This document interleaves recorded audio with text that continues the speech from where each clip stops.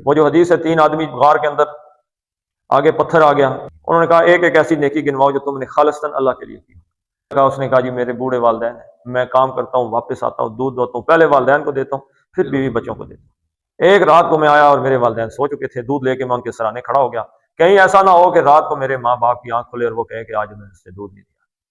پوری رات میں ان کے سرانے کھڑا رہا، اور اللہ تو جانتا ہے کہ یہ عمل میں نے صرف تیری رضا کے لیے کیا تھا۔ پتھر آگے سے کھسک گیا۔ میری ایک کزن تھی اور میں اس کے ساتھ غلط یعنی کہ تعلق جو ہے انٹیمیڈیٹ کرنا چاہتا تھا، اور وہ اس کے لیے تیار نہیں تھی۔ آخر اس کے حالات بہت برے ہوئے اور اس نے مجھ سے کوئی چیز طلب کی، پیسے طلب کیے یا کوئی چیز، تو میں نے اس کا کہا کہ میں تمہیں دینے کے لیے تیار ہوں، لیکن پہلے میری خواہش پوری کر۔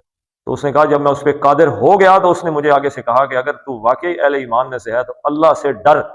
صرف اس نے اتنی بات کہی، اور اس نے کہا کہ اللہ تو جانتا ہے کہ میں صرف تیرے ڈر کی وجہ سے، صرف تیری خاطر، میں نے اسے کہا میرا جتنا مال ہے لے جاؤ، اور میں نے اسے ہاتھ بھی نہیں لگایا۔ اتقوا اللہ، اللہ سے ڈرو۔